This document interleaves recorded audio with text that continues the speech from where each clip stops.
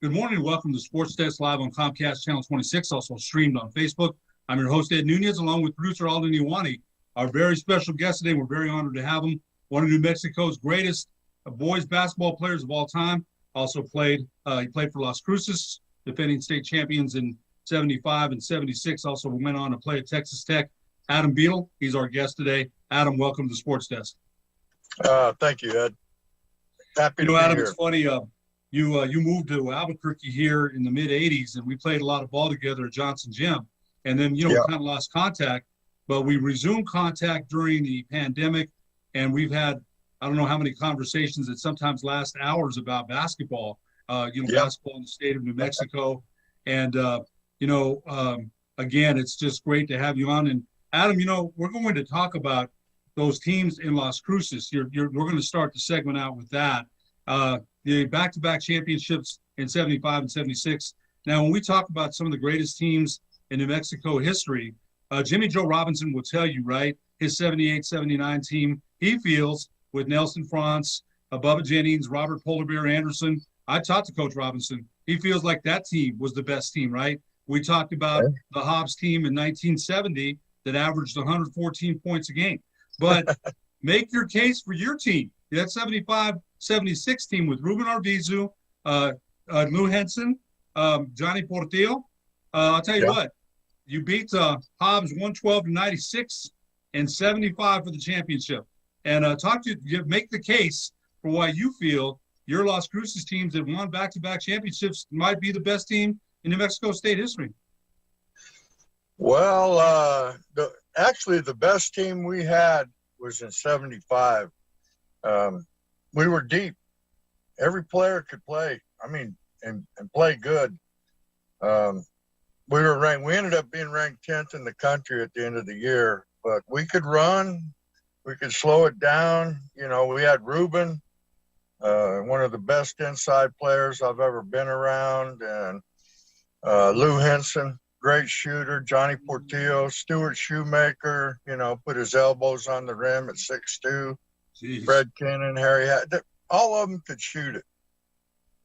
We turned the ball over 30 times against Hobbs that year, Ed. And if we hadn't been shooting 70% as a team for that whole game, we would have got beat because we barely beat them.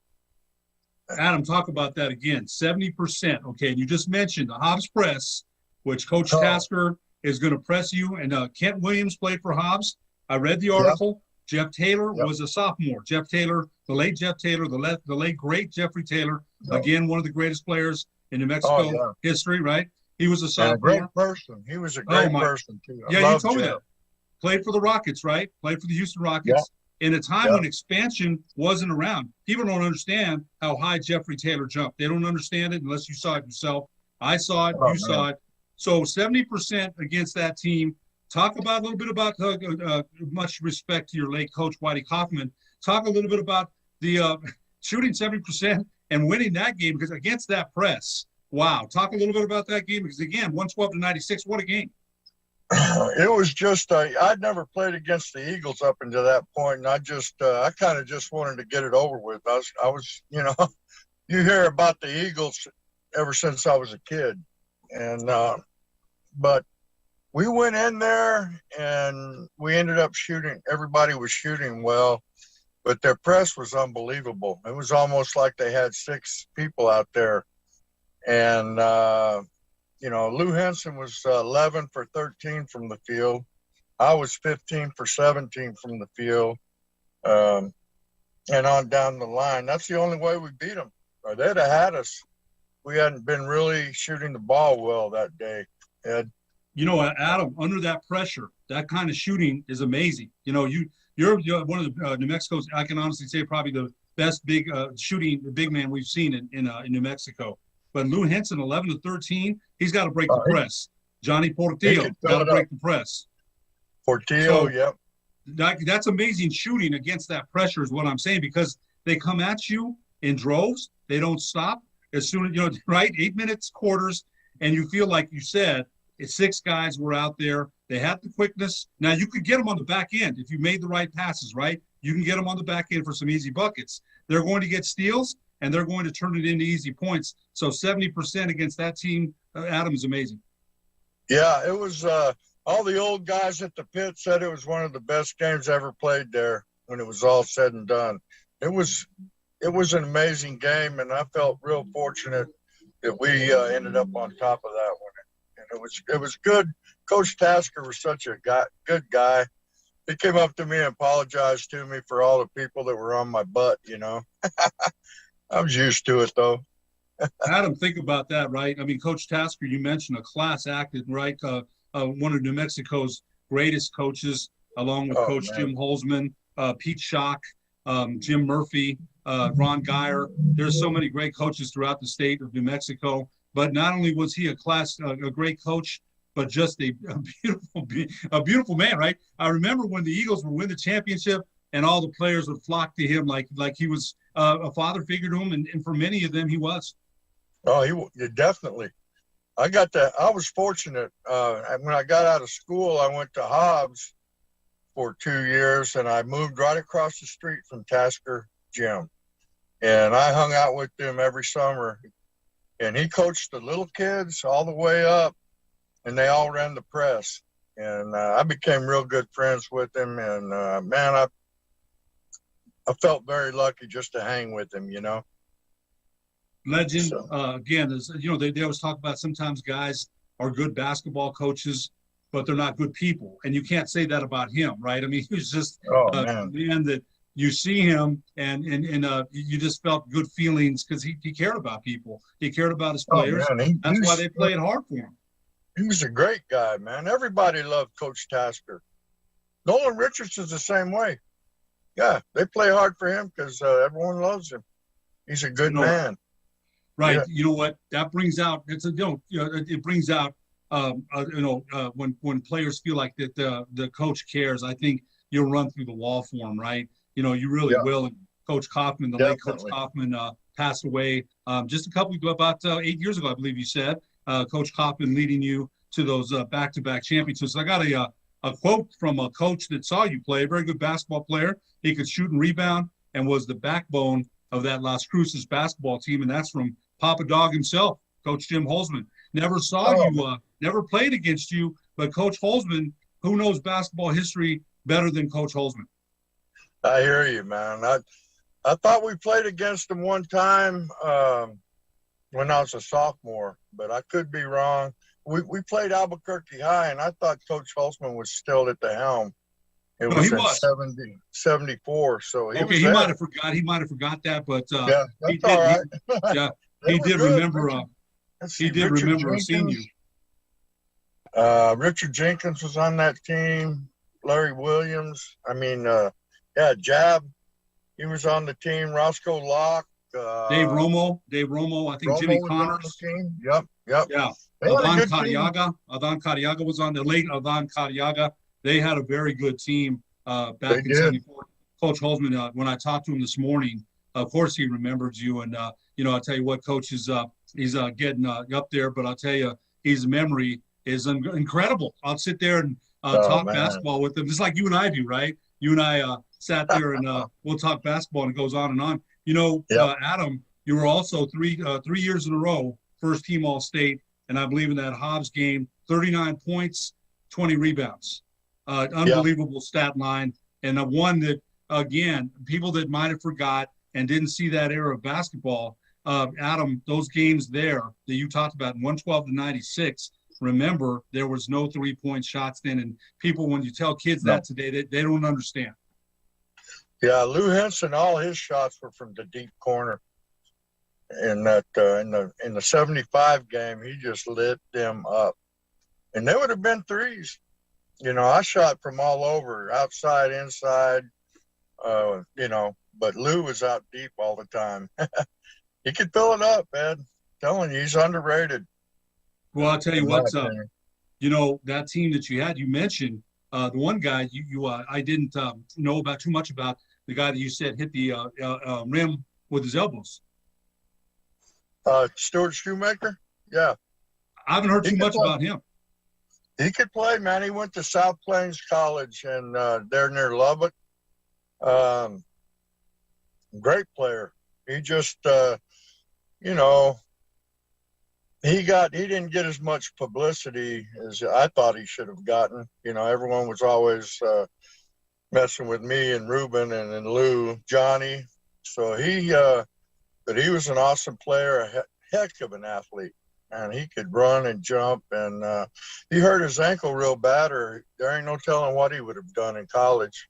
He's a veterinarian now up in Idaho, works on horses.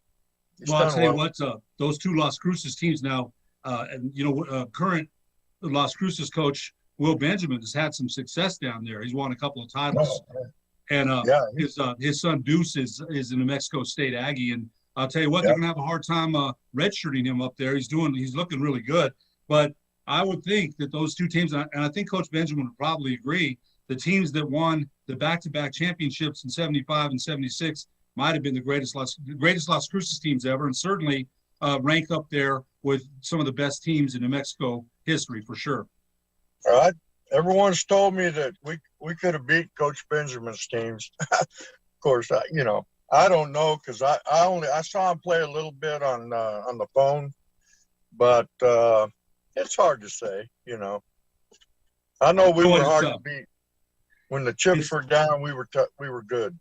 It's funny. We always talk about different eras, right? But I'll tell you what, the team that you mentioned again, and we are going to pump this up because some people forget. They forget that. The team that you mentioned, yourself, Ruben, Lou Henson, Johnny Portillo, Stuart Shoemaker, that team could have played with any team there is in the history. And again, no 3-point shot, but you mentioned yourself and Lou Henson. You could really, you'd love to have had the 3-point line. You and I talked about that. So that team could have competed with any team in New Mexico State history without a doubt. Yeah, I think so. I don't think we'd had, those Hobbs teams, the 70 team, and then the team in 80 or 81 with Zach Sharp and Vince Taylor. They were great too. They averaged like 112 points a game.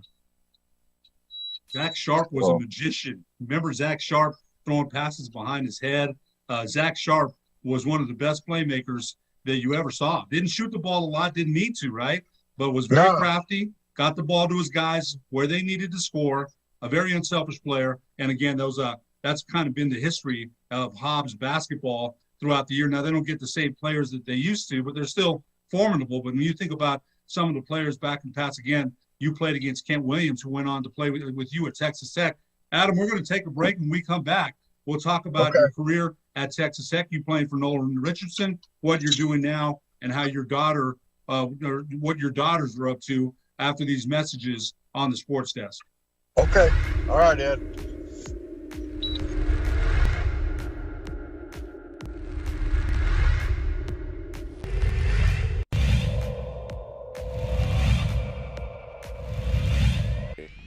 This game was scheduled for 9 a.m. and we were scheduled just in the afternoon. Can Dalton Shulka stay alive? Oh, that one's a little long. And that does it. Game, set, and match in favor of Cameron King.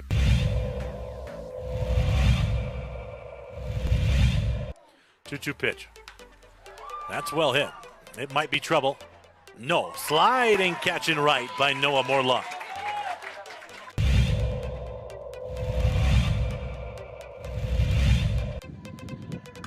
That's a hit past the pitcher. And just like that, we'll have another runner come in. And wow, just like that. La Cueva strikes again as Melania Macias comes in.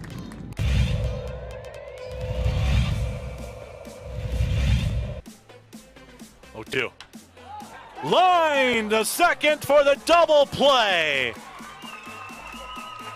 Leadoff base runner erased. He was straying a little far on a line shot to the shortstop long, and he turns and tosses it to Padilla for the double play. What?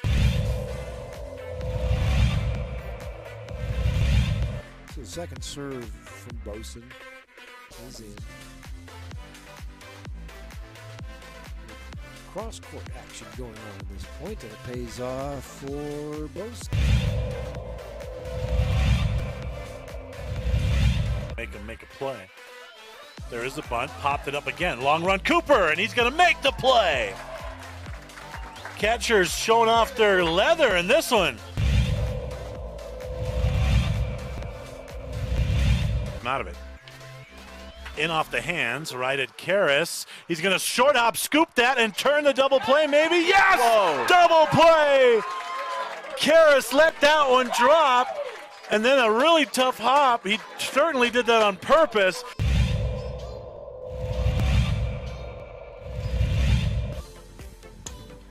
Wow, that's a shot. Wow, and that'll do it. Oh my gosh. Man, a shot to center field over the fence for Genesis Jaramillo. And that's it, man. 10-0.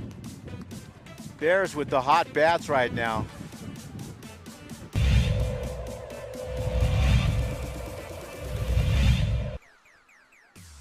He is bunting. Got it way in on the kitchen there. And a great diving catch by the catcher, Trujillo. What great play, what great hustle by Trujillo right there.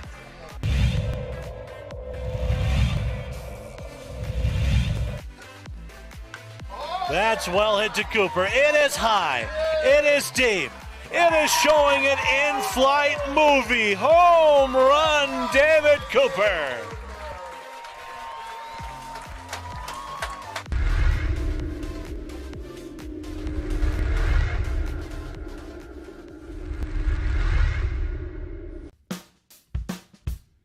Well, I'm going to the frontier, walk up to the cashier, order up a root beer and a number one. Cover it with green stuff, one scoop is not enough. Find a booth is real tough, back by the Duke.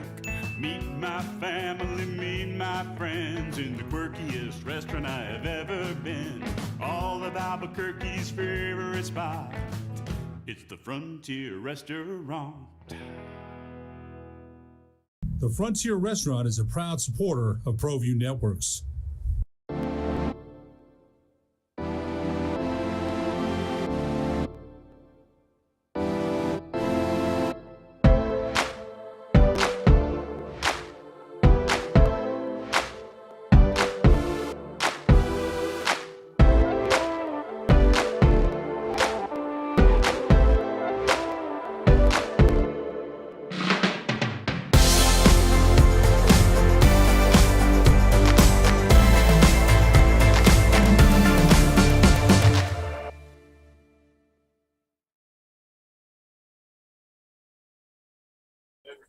Welcome back to the Sports Desk, live on Comcast Channel 26, also streamed on Facebook. Our very special guest today, one of New Mexico's greatest players of all time, Adam Beadle. And Adam, again, great to have you on. I got another quote for you.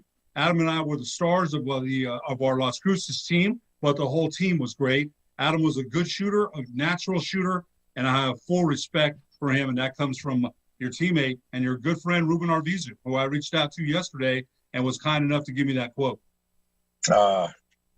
Thanks, Ruben. Great guy. I talk to him every month, a couple times a month, probably. he said you still do. And, I talked to Mike Romero last night, Bernalillo, one of the greatest players in New Mexico history, too, the former Bernalillo star.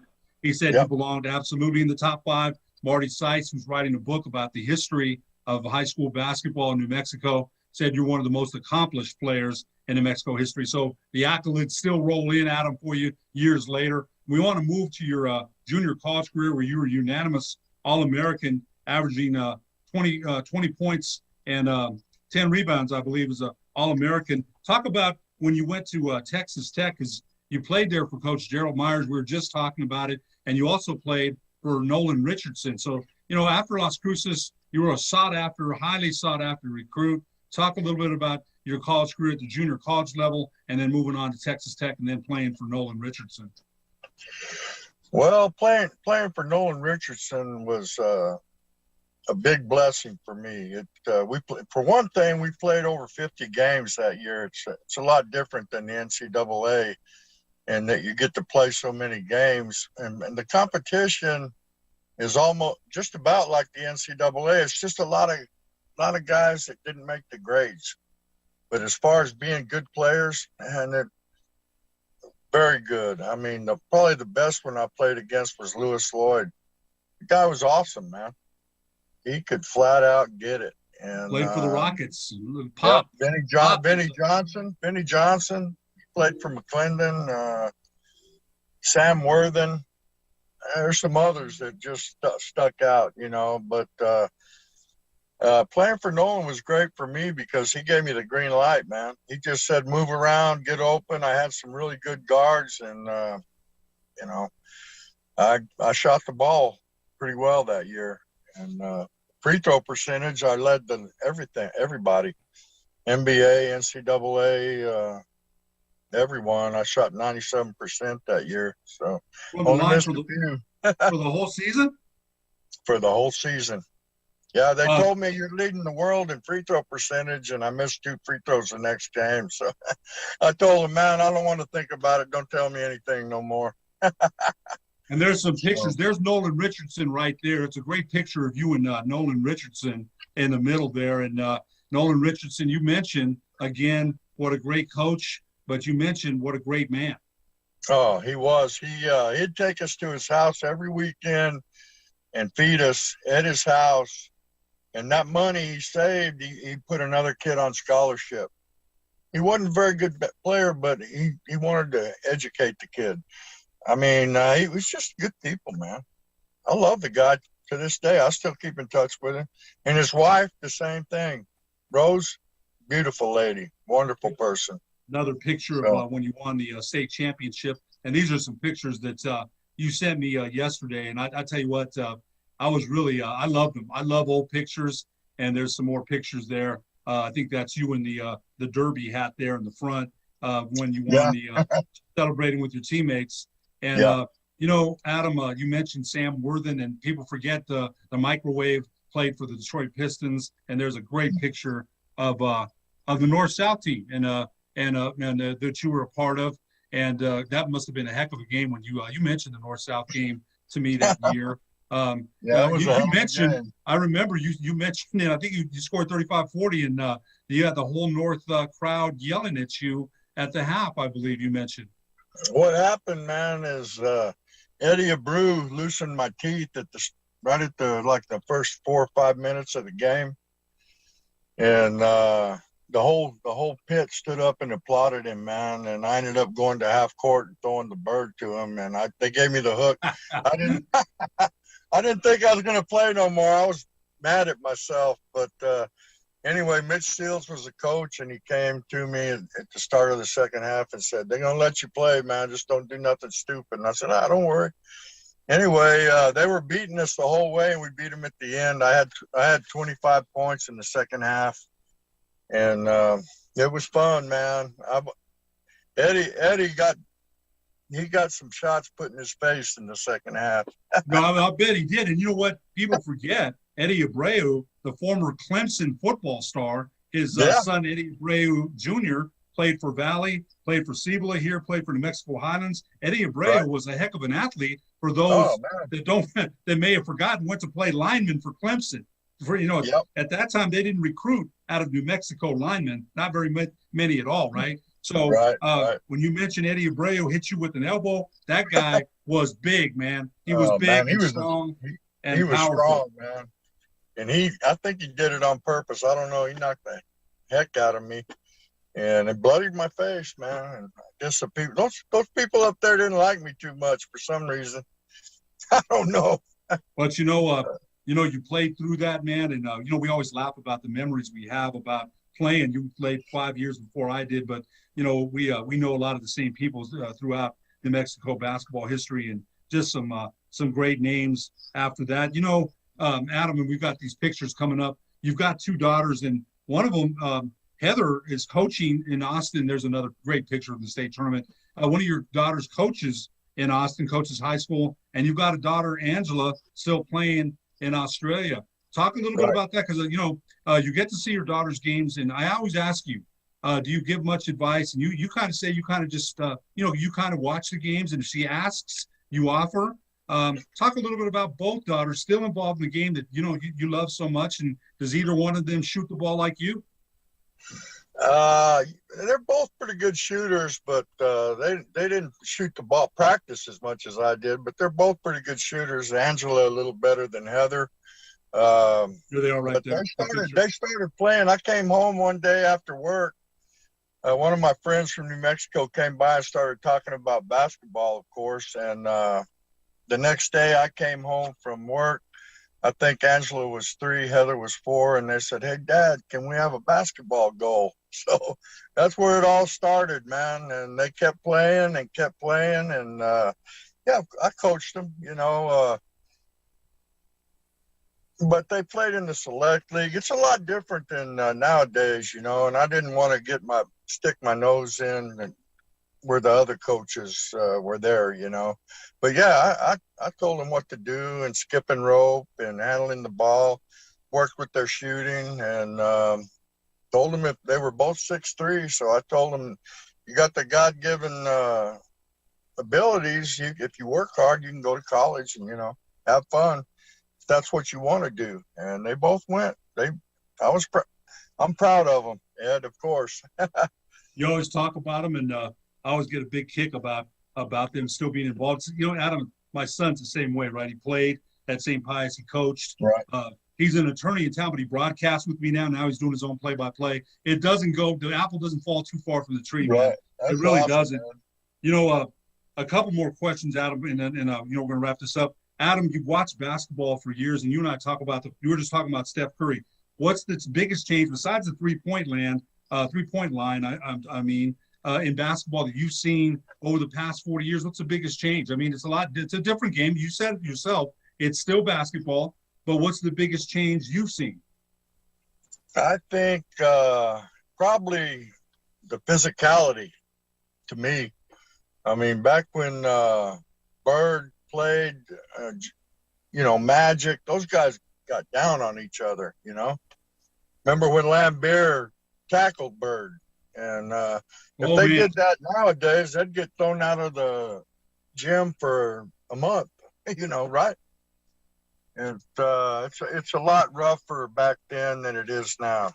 It's more protected, whatever. Rules have changed as far as that goes for the flagrant fouls. There wasn't flagrant fouls, and now there is. And I think it's when I officiated for a long time, and if it's not a basketball play, you have to make sure nobody's getting hurt out there. And Adam, I want to ask you this, man, because this is important, man. You and I have got to be really good friends, just talking on the phone and talking about life, not just about basketball. A couple of years ago, you had a health scare, and I kind of want you to tell everybody what it was, what happened, and where you are now. I mean, when I talk to you, man, you've got a lease on life. You're a happy-go-lucky guy, just happy to really be here. But explain, if you could, in a condensed version of what happened. Well, I had back surgery and got sepsis during the surgery or sometime right afterwards. And they told my family I wasn't going to make it. I was in a coma for a week, and I went up in the air and saw the Lord. He looks like the sun looks through the clouds, just a bright ball of power. And when he gets close to you, you can see who it is. And I wasn't scary. I said, I'm ready, And he said, nah, you're going back down there. Just try your best every day and don't worry about nothing else. So that's what I did. And, then they told me, my family, yeah, he's going to make it, but he'll never walk again. But I kept remembering what the Lord told me, and I just kept working. And 8 months later, I walked barely out of the hospital and kept on rehabbing. And